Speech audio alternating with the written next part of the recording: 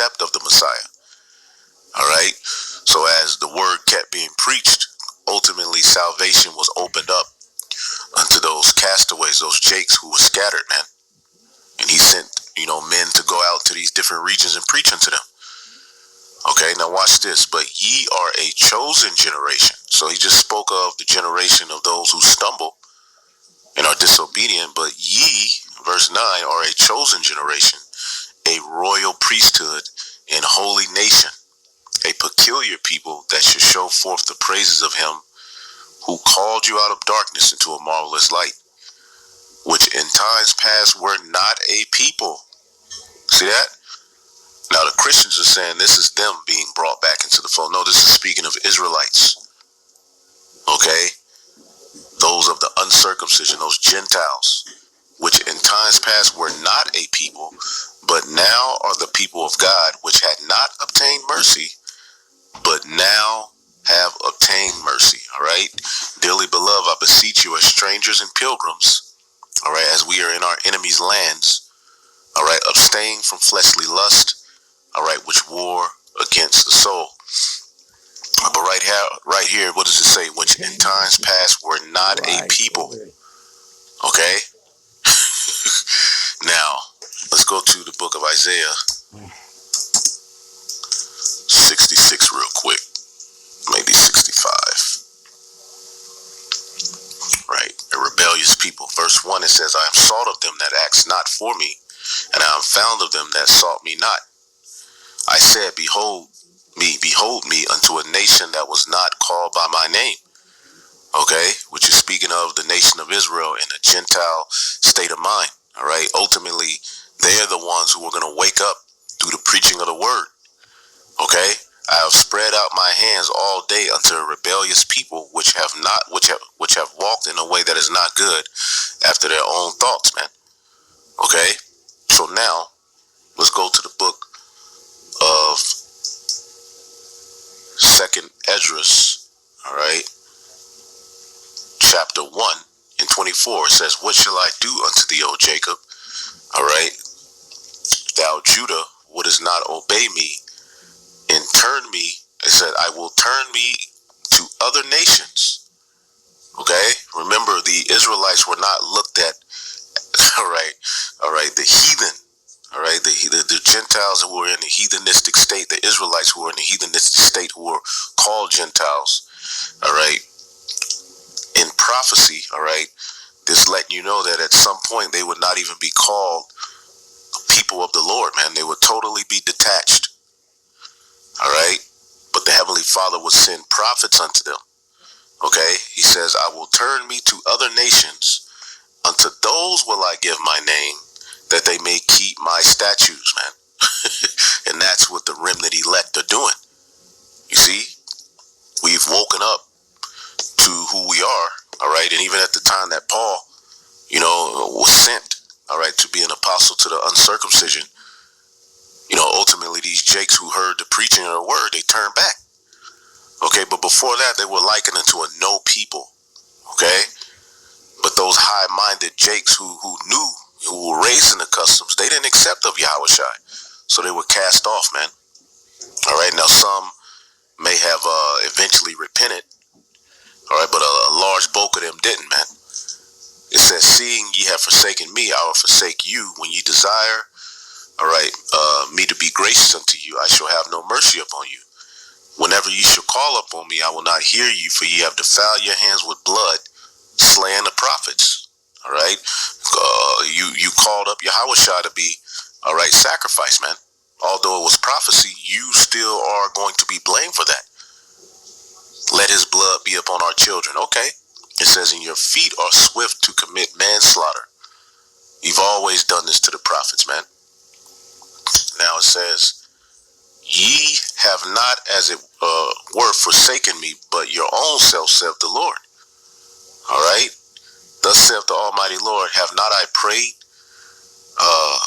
you as a father his sons, as a mother her daughters, as a nurse her young babes, that ye would be my people and I should be your God, that ye would be my children and I should be your father? I have gathered you together as a hen gathered her chickens under her wings.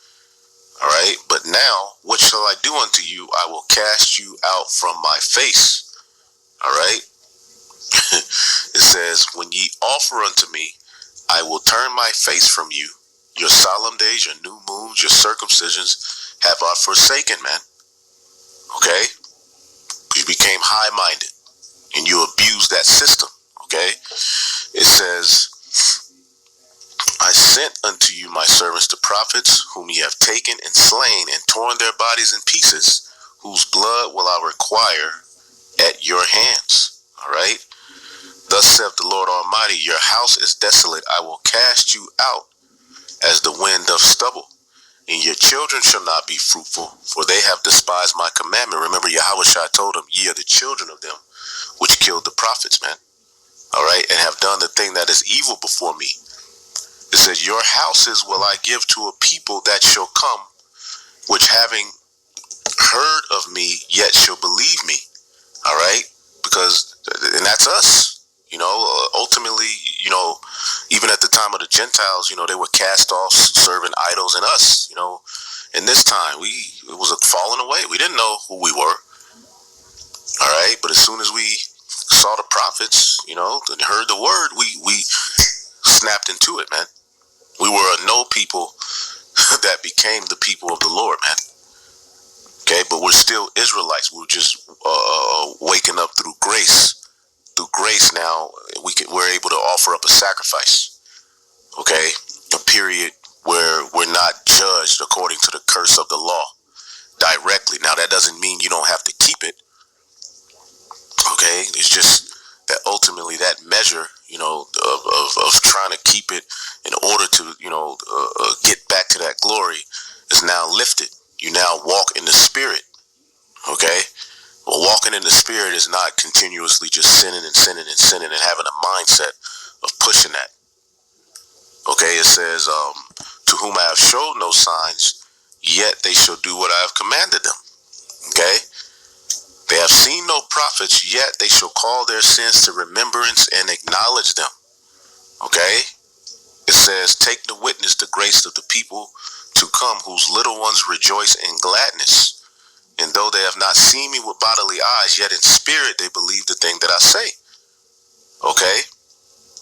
And now, brother, behold what glory to see the people that come from the east.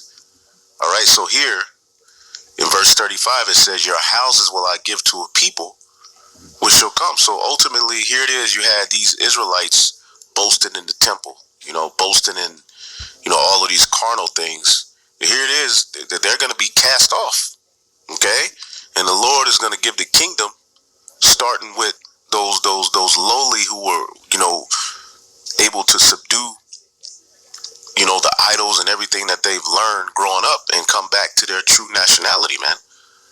And they're going to go back to the promised land, starting with that remnant, man, who would turn away from those idols according to prophecy, man. Let's go to the next chapter.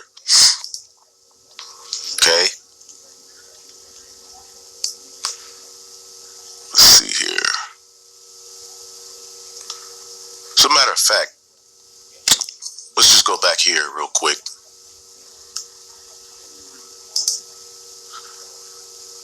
All right. Matthew 21 and 43. All right. Let's just read it again. And then the point was pretty much made. I mean, the point in 2nd Ezra, the 2nd chapter, you read that whole chapter on your own. It shows you who the kingdom is for. All right. The Israelites, but they're likened unto heathen. All right. Which are heathen? No people, man. Verse 28, it says, the heathen shall envy thee, but they shall be able to do nothing against thee. All right. Saith the Lord. Now, as you read down, verse 34, I start at 33. It says, I, Ezra, received a charge of the Lord upon Mount Oreb, that I should go unto Israel. But when I came unto them, they set me at naught and despised the commandment of the Lord. And therefore I say unto you, O ye heathen, all right, O ye heathen, that hear and understand, look for your shepherd, and he shall give you everlasting rest, for he is nigh at hand, that shall come to the end of the world, man.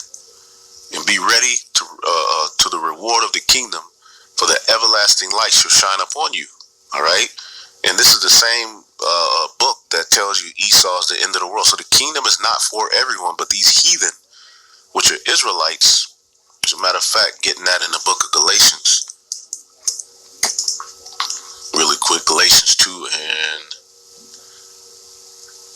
let's see here, 6, it says, but unto these who seem to be somewhat, all right, whatsoever they were, it maketh no matter to me, God accepting no man's persons, for they who seem to be somewhat in conference added nothing unto me. Just Jake talking shit. All right, but verse 7 says, but contrariwise, when they saw that the gospel of the uncircumcision was committed unto me, as the gospel of the circumcision was unto Peter. You see, Paul and the disciples, the apostles, pretty much were sent out to these different regions where Jake were to wake up the scattered Israelites, all right, who were in an uncircumcised state of mind and physically uncircumcised, all right. It says, for he that wrought effectually in Peter to the apostleship of the circumcision, those who grew up knowing they were Israelites, cultivated in the laws, the same was mighty in me towards the Gentiles, man. Okay? And when James and Cephas and John, who seemed to be pillars, perceived the grace was given unto me, they gave me and Barnabas the right hands of fellowship, that they should go unto the heathen, and they to the circumcision. So the uncircumcision is likened unto the heathen, but it's ultimately just Jake, all right, who were raised without the laws. Romans 2 and 25, really quick.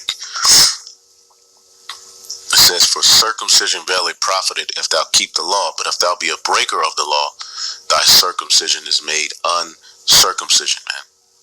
All right, therefore, if the uncircumcision keep the righteousness of the law, shall not his uncircumcision be counted for circumcision? And that's what we're doing. We circumcised in spirit, all right? We're cutting off the things that we were doing, all right, and to the best of our ability, following the laws, man. All right, but ultimately, it's not about that. It's about your intent, your spirit, all right, the inward man, okay? So going back here really quick, Matthew 21 and 43, therefore I say unto you, the kingdom shall be taken from you, okay, and given to a nation bringing forth the fruits thereof. Fruits meet for repentance, man. And whosoever shall fall on this stone shall be broken, all right? And to whomsoever it shall fall, it will grind him into powder, all right?